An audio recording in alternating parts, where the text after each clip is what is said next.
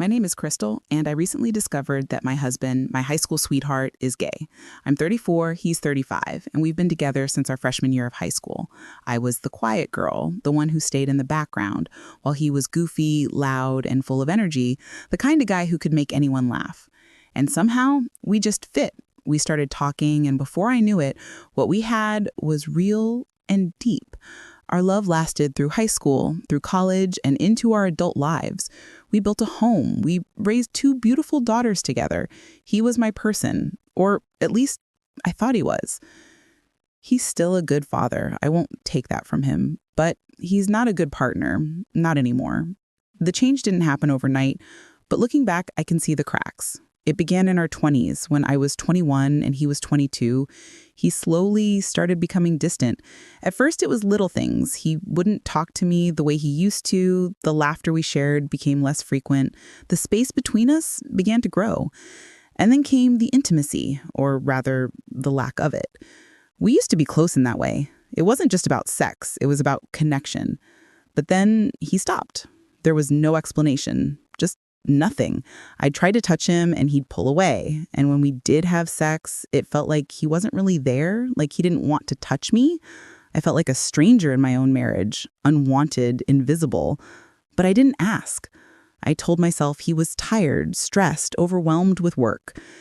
He ended up changing jobs, saying his old one was too far away and had too much pressure, and I supported him. I always supported him.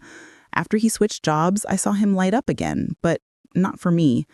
He talked about work like it was the best part of his life, but when it came to me, to us, there was only silence. No real conversations, no connection, just distance.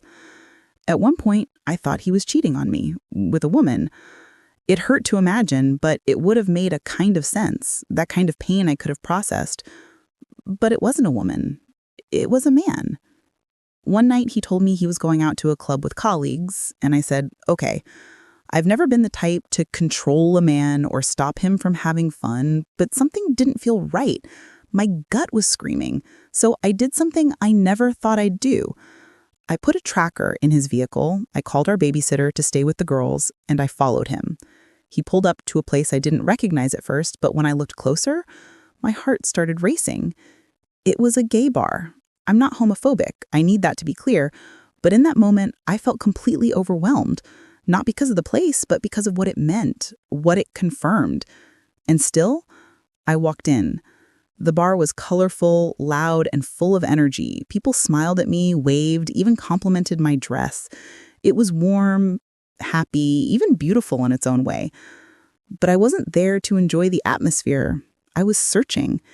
And then I saw him. He came out of the bathroom with his shirt unbuttoned, looking more relaxed and alive than I'd seen him in years. He walked over to the bar where another man was waiting. This man was handsome, and he looked at my husband like he was the only man in the world. And my husband, he looked back at him the same way. They held hands, they kissed, and I swear my heart just stopped. I turned and walked out as fast as I could. My hands were shaking, my head was spinning. I threw up in the parking lot, not out of disgust, but out of pure shock, betrayal, and heartbreak. The truth hit me all at once. All those nights I spent wondering what I was doing wrong. All those times I tried to fix something that wasn't broken. The truth was, he just didn't want me. He wanted him.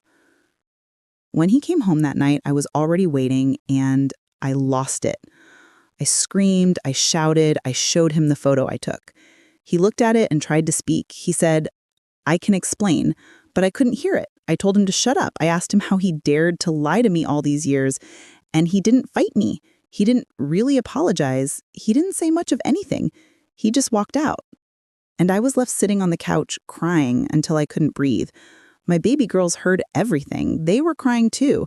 And I had to wipe my tears, go into their room, and be a mother when all I wanted to do was collapse. Since that night, life has been so hard. I felt like I was thrown into a world I didn't ask for and didn't deserve. And yes, I was angry. I was heartbroken. I was humiliated. I loved that man with everything I had. I built a life with him. I gave him children. And he chose silence.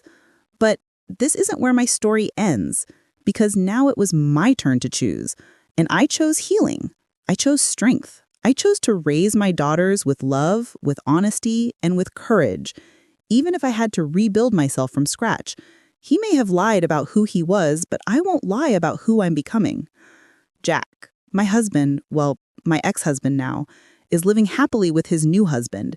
He did apologize for everything, for the lies, for the years of silence, for the betrayal I never saw coming. And yes, he admitted he was wrong. He said he never meant to hurt me, that he was just scared and lost and unsure of himself, and I believe him. But none of that made the pain just disappear. It still hit me like a wave every time I remembered what we had and what we didn't. But he didn't walk out completely. He promised he wouldn't. He told me he still wanted to be a father, that he still wanted to be their father. And then he asked. He didn't demand or expect. He asked if it would be okay if his husband helped raise our daughters too. And you know what?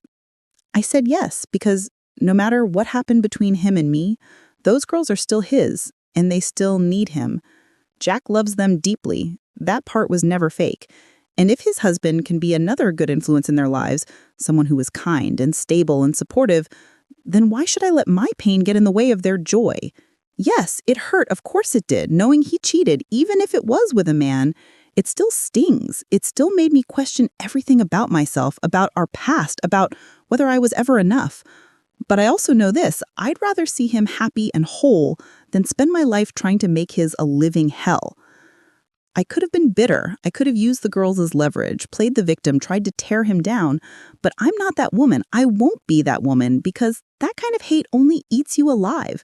He has his life now, a new one, and I have mine. I'm still building, still healing, still figuring out who I am without him. But I'm doing it. I'm waking up each day and choosing to move forward, even if it's slow.